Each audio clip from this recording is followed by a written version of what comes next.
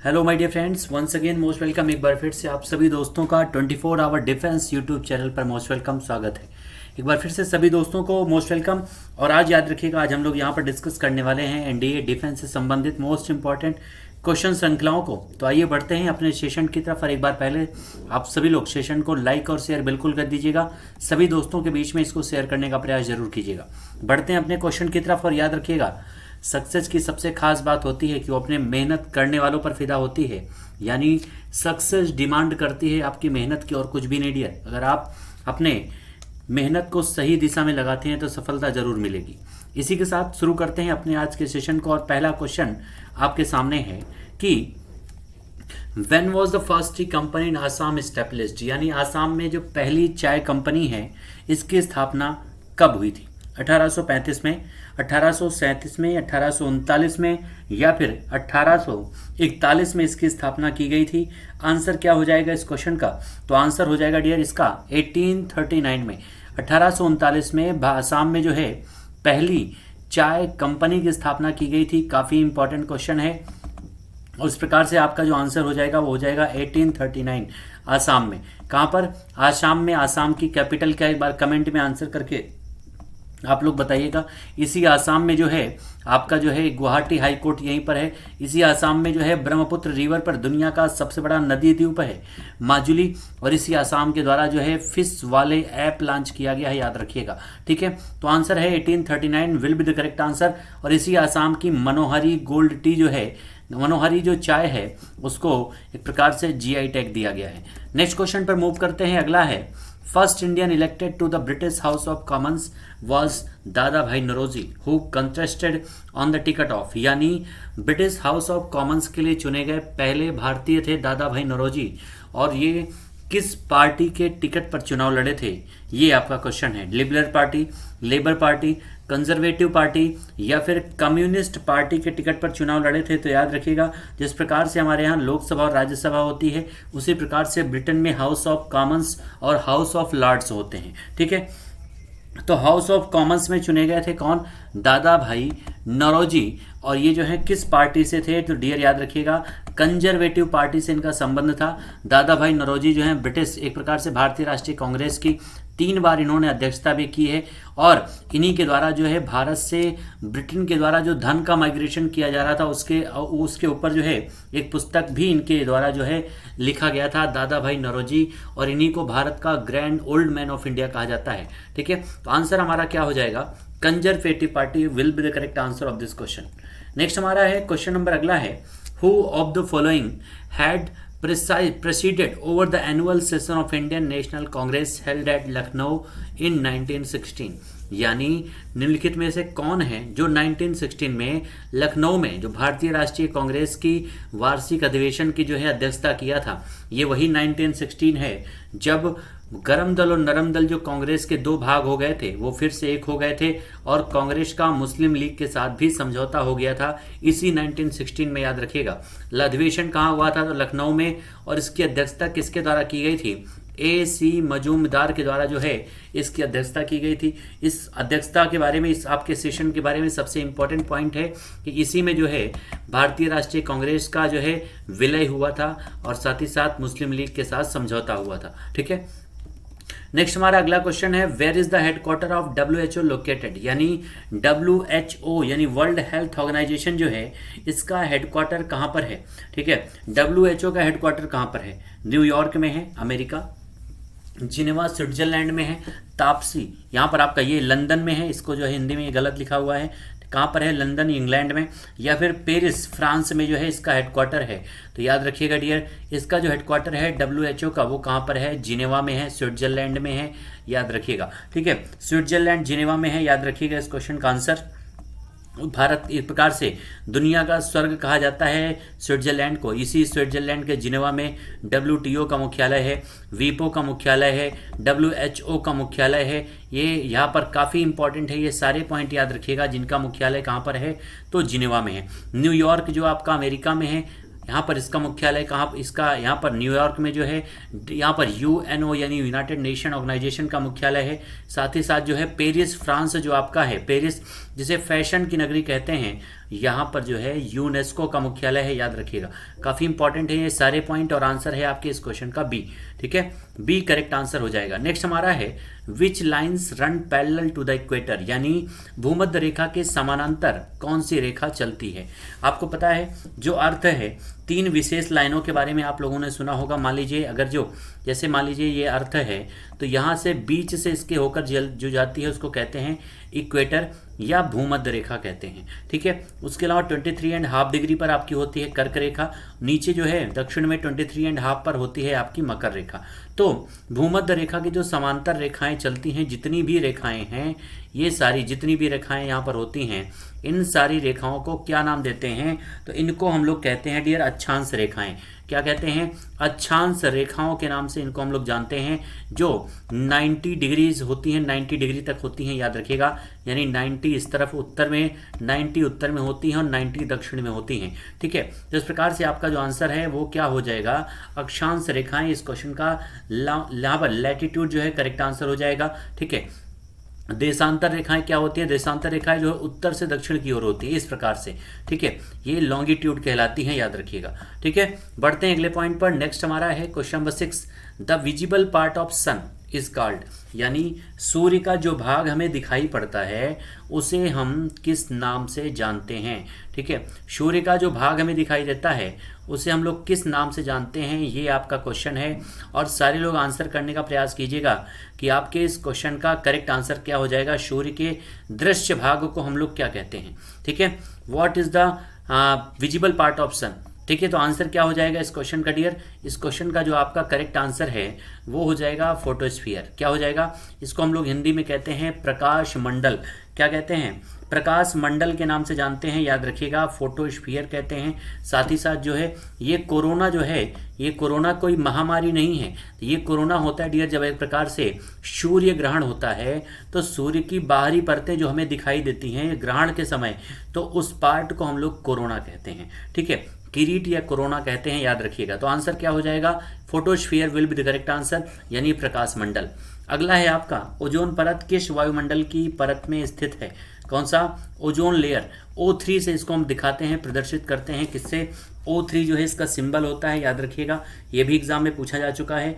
तो ओजोन परत किस वायुमंडल में स्थित होती है? तो याद रखिएगा डियर, हमने बताया भी है आपको कि मान लीजिए ये हमारा मान लीजिए अर्थ है, ये पृथ्वी है मान लीजिए, और पृथ्वी के सबसे निचले स्तर पर कौन सा होता है? तो क्षोभ मंडल होता है। क्षोभ मंडल के बाद कौन सा मंडल होता है? तो आपका क्षोभ मंडल के बाद समताप मंडल होता है। ठीक है, समताप मंडल के बाद कौन सा होता है? तो आपका एक होता है मध्य मंडल। ठीक है, मध्य मंडल कहते हैं इसको। उसके बाद होता है आपका आयनोस्फीयर यानी आयन मंडल, और आयन मंडल के बाद होता है एक्सोस्फीयर जिसको हम लोग कहते हैं बाह्य मंडल।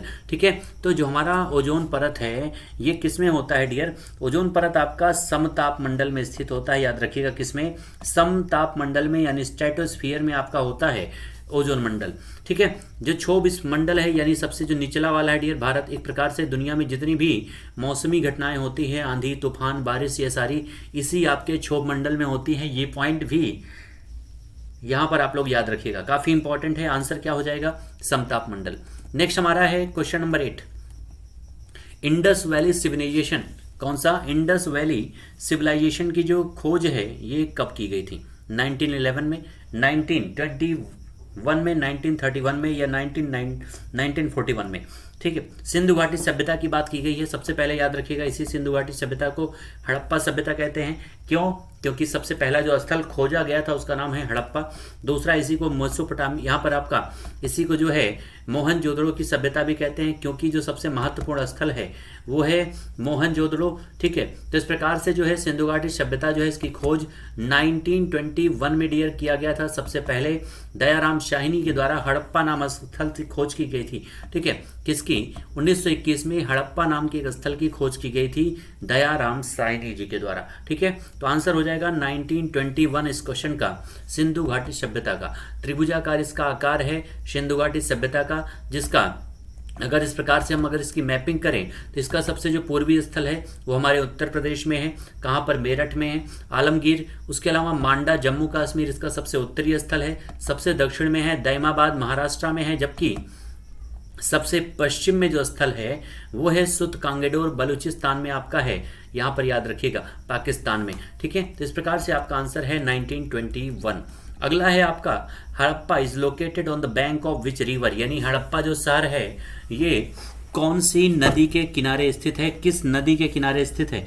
इंडस रिवर, रावी, ब्यास या फिर सतलज नदी के किनारे स्थित है।